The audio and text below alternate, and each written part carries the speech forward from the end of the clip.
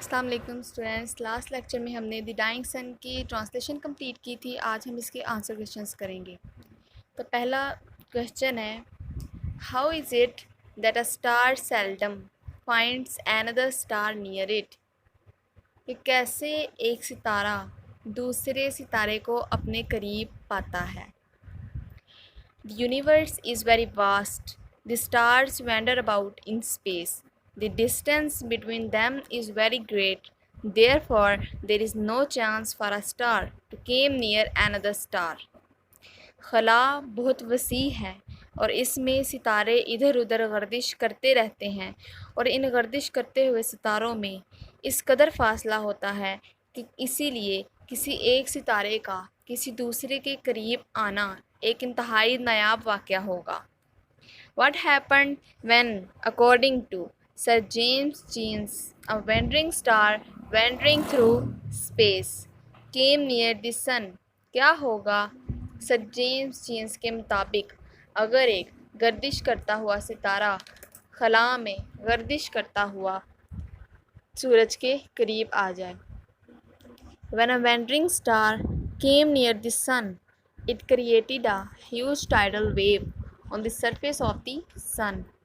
Before the star could go away from the sun threw its pieces in the space. ایک گردش کرتا ہوا ستارہ جب سورج کے قریب آتا ہے تو سورج کی سطح پر بڑی بڑی لہریں پیدا کرتا ہے، اور اس سے پہلے کہ وہ ستارہ سورج سے دور ہونے لگے، سورج اس ستارے کے ٹکڑے ٹکڑے کر کے خلا میں پھینک دیتا ہے اس لہر کے جو اس کے اوپر سورج کی سطح کے اوپر وجود میں آئی ہوتی ہے، اس کو ٹکڑے ٹکڑے کر کے پھینک دیتا ہے خلا میں دور دور.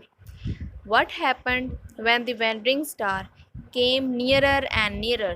کیا ہوگا اگر ایک گردش کرتا ہوا ستارہ سورج کے قریب سے قریب آتا جائے گا. It is very rare for a star to come near another star.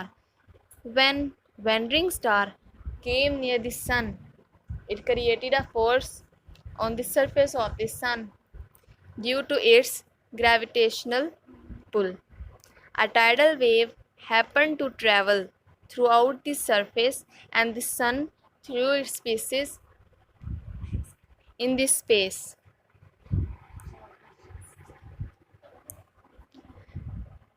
کسی ایک ستارے کا کسی دوسرے کے قریب آنا بہت نایاب واقعہ ہے.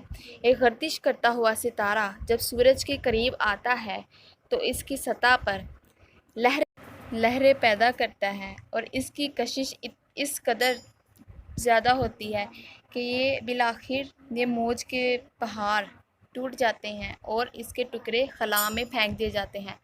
What are the planets and how they came into existence? سیارے کیا ہیں اور یہ کس طرح وجود میں آتے ہیں.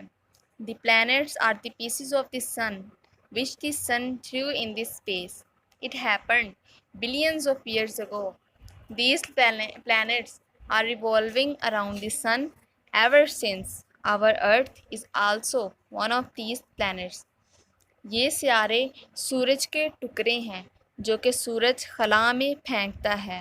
ایسا اربوں خربوں سال پہلے ہوا تھا، اور یہ گردش کرتے ہوئے ٹکڑے سیارے ہیں، اور یہ سورج کے گرد سے تب سے جب سے سورج نے دور پھینکے تھے تب سے یہ گردش کر رہے ہیں، اور ان ٹکڑوں میں سے ان سیاروں میں سے ہماری زمین بھی ایک ہے.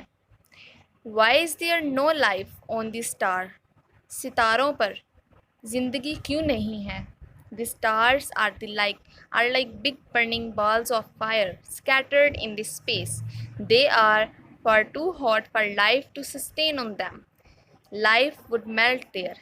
ستارے خلا میں گردش کرتے ہوئے آگ کے گولوں کی طرح جلتے ہوئے آگ کے گولوں کی طرح خلا میں پھیلے ہوئے ہوتے ہیں، اور وہ اس قدر گرم ہوتے ہیں کہ ان کے اوپر زندگی وجود میں نہیں آ سکتی، اور اگر آئے گی بھی تو وہاں زندگی پگھل جائے گی. Write a note on the beginning of life on earth. زمین پر زندگی کی ابتدا پر نوٹ لکھیں. We do not know how, when and why life started on the earth. ہم نہیں جانتے کیسے، کب اور کہاں اور کیوں زندگی زمین پر وجود میں آئی. However, it started with a simple organism. تاہم یہ ایک سادہ سے نامیاتی اجسام سے شروع ہوئی and has developed to the most complex beings whose lives surrounds their feeling, ambition and religions.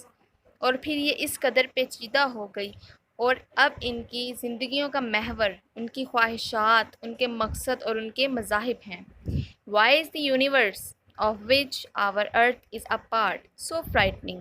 Give as many reasons as you can. کیوں یہ خلا جس میں ہماری زمین ایک حصہ ہے اس قدر خوفناک ہے؟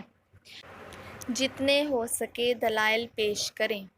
The universe is frightening because of its huge distance. It is frightening due to our littleness of home in their vast universe.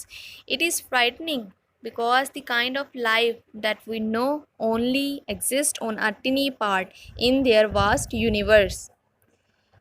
یہ خلا اس لیے خوفناک ہے کیونکہ ان کی مسافتیں بہت طویل ہیں جنہیں ہم سمجھ نہیں پاتے. یہ اس لیے بھی خوفناک ہے کیونکہ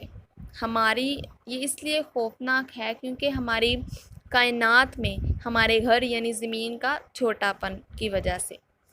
It is frightening because the kind of life that we know only exists on a tiny part in the vast universe. یہ سب سے زیادہ اس لیے خوفزدہ ہے کیونکہ وہ زندگی کی وہ علامت جو ہمیں اس زمین پر نظر آتی ہے ہمیں اس زمین کے علاوہ خلا میں کہیں بھی نظر نہیں آتی. What is your opinion? Should be the condition necessary for the kind of life we know to exist on other heavenly bodies? Do such conditions generally exist? آپ کی رائے کیا ہے کہ اس طرح کے حالات جس سے زندگی وجود میں آ سکے اگر وہ دوسرے ہیونلی باڈیز دوسرے باری اجسام پر بھی وہ حالات ممکن ہو سکیں گے؟ Do such conditions generally exist? کیا اس طرح کے عموماً وجود میں آتے ہیں اس طرح کے حالات کہ جس سے دوسرے بھاری اجسام پر زندگی پیدا ہو جائے؟ کیا وہ وجود میں آتے ہیں عموماً؟ For life to exist on any heavenly bodies require moderate temperature. کسی بھی باڈیز کے اوپر زندگی کو وجود میں آنے کے لیے سب سے اہم جو چیز ہے وہ ہے moderate temperature، مناسب درجہ حرارت. No, such conditions do not generally exist in the universe. نہیں، اس طرح کی شرائط جو ہیں، اس طرح کی کنڈیشنز جو ہیں وہ عموماً اس خلا میں وقوع پذیر نہیں ہوتی.